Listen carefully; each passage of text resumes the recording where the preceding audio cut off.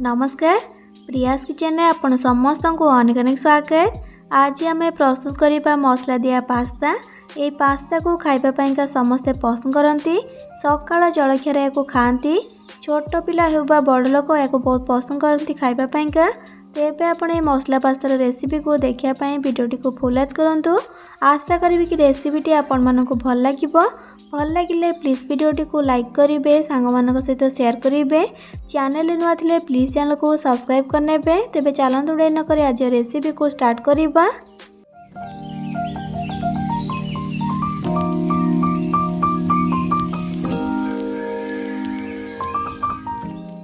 मसला पास्ता बनाई मुझे गैस ऑन करके गोटे कड़े को बसैकी से दौची 1.5 बाउल पानी।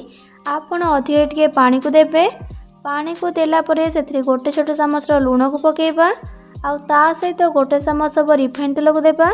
तेल टिके देले पास्ता पूरा खिला खिला बनइबो। एबे गैस फ्लेम को हाई रखिकी पानी को भल भाव फुटिबा को छाड़िबा। एठी हमर एबे पानी फुटिबा स्टार्ट हो गलानी। एबे सेथिरे 200 ग्राम रो पास्ता को दउची। आपण पास्तार क्वांटिटी निज हिसाब रे कम बेसी करके नहीं पारिबे। एबे याको भल भाव मिसई देकी हाई फ्लेम रे 5 ରୁ 6 मिनट पर्यंत कुक होगा छाड़िबा।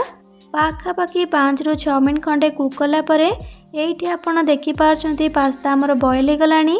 आ तेल देइथिले बोली से एकदम खिला खिला बनिची, चिपचिपाइनी। एबे याको छाणिकी गोटे बाउल रे रखि नेबा। आ पानी को फोपाड़ नेबा। तापरे से सेम कड़े रे दे दोची 2 बड़ा चामच रिफाइन तेल को। आपण वेजिटेबल्स को देखिकी तेल इथरे ऐड करिवे। तेल भल भाव गरम हो गला परे से 1/2 टीस्पून जीरा को देबा। जीरा भल भाव फुटिगला परे से गोटे छोट चामच कटा रसुण को देबा। रसुण को एपरी पूरा छोट छोट करके काटिकी देबे। एबे को भल भाव मिक्स करनेबा। गैस फ्लेम को लो टू मीडियम रे रखिथिबे।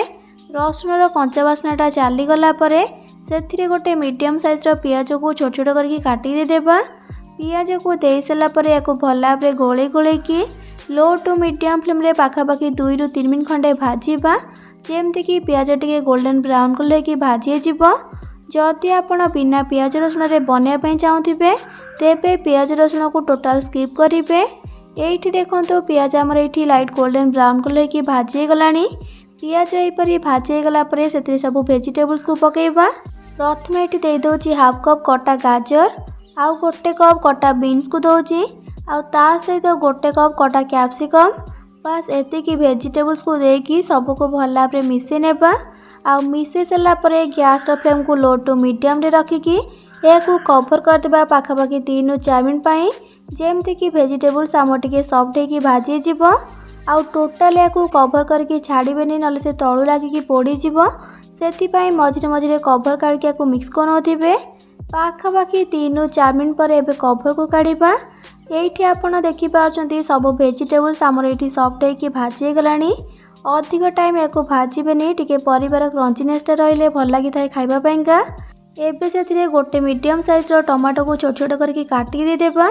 आउ ता सहित स्वाद अनुसार लुण पकेबा। लुण आपड़ देखिकी पकेबे। पास्ता को बॉयल कला बेले आम लुण पकईथिले। आउ 2 ରୁ 3 पिंच खंडे हम हल्दी गुंड पकेबा। आउ अधा छोट चामच काश्मीरी लंका गुंड पकेबा। एबे याको भल भाव मिक्स करनेबा। हल्दी गुंड अधिक एथिरे ऐड करेंगे नले पास्ता पूरा हल्दिया हल्दिया लगे खाइला बेले। आउ ये जो काश्मीरी लंका गुंड आम पकेले एथिरे बेसी राग न थाए किंतु कलर बहुत सुंदर देता है पास्ता रे। भल भाव याको मिक्स कर सारा परे लो टू मीडियम फ्लेम रे 2 मिनट खंडे याको भाजीबा। जेमती कि टमाटो आम टिके सॉफ्ट होकी भाजी जीवो। पाखापाखि 2 मिनट खंडे भाजला परे एठी आपण देखि पारछंती टमाटो मध्ये हमर सॉफ्ट होकी भाजी गलानी। बस एहीपरी सब जिनस भाजी गला परे गैस फ्लेम को एकदम लो करिबा। आ सेथिरे बे पकेबा अधा छोट चामच सोया सॉस। आ ता सहित 2 बड़ चामच हम टमाटो केचप बा आपण टमाटो सॉस मध्ये देई परिबे। आ एबे देबा सेथिरे 2 बड़ चामच चिली सॉस बा आपण केतिकी राग खाइबा को पसंद करथिबे निज हिसाब रे चिली सॉस सेथिरे ऐड करि परिबे। किंबा छुआ मानक पई बनाउथिले टोटल स्किप मध्ये करि परिबे। एबे को भल भाव मिक्स कर देकी लो फ्लेम रे 1 मिनट खंडे कुक करिबा। 1 मिनट खंडे कुक कला परे एठी हमर एबे सब जिंस परफेक्टली पूरा भाजी गलानी। गैस फ्लेम को लो रे रखिकी सॉस को ऐड करिकी कुक करिवे नले बहुत जल्दी सॉस पोड़ी जाई थाए। एबे तो हमर सब जिंस एठी भाजी गला। एबे से बॉयल करके रखिथिबा पास्ता सब को ऐड कर देबा। पास्ता को दे सारिकी लो टू मीडियम फ्लेम रे मसला सह पास्ता को भल भाव मिक्स करनेबा।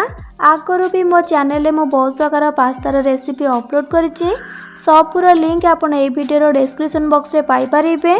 एइठी देखंतु सबको मु भल भाव मिक्स करनेछि।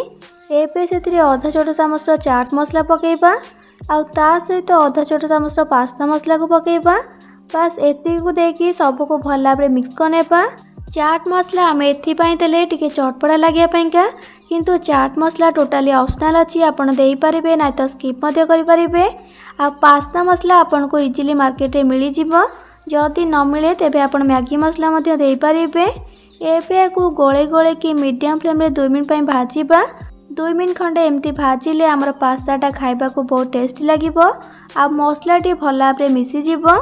तो देखंतु 2 मिनिट खंडे गोळे गोळे की भाजिला परे मसला पास्ता आमर एबे रेडी हो गला। एबे को अधिक टाइम न कुक करके गैस फ्लेम को ऑफ कर देकी गरमा गरम या सर्व करवा चलतु। देखिकी लगुच ना टेस्टी होती बोली, सीरियसली बहुत ही टेस्टी होता। आपण या डेफिनेटली घरे ट्राए करंतु। आ बने की खाइला परे किपर लगिला मते कमेंट सेक्शन में निहाती भाव जनइबे। भल लगी प्लीज वीडियोटी को लाइक करेंगे, सांग मान सहित शेयर करेंगे। चैनल नुआ थिले प्लीज चैनल को सब्सक्राइब करने आ पाखरे थिबा छोटो bell icon all option click करेंगे, जहाँद्वारा मो अपलोड करथिबा मो समस्त वीडियो नोटिफिकेशन आपण सर्वप्रथमे पाई परिबे। तेबे आज पई रहउची, पुणी आसीबी नुआ एक रेसिपी नै कि से पर्यंत रहिली। लव यू ऑल, जय जगन्नाथ।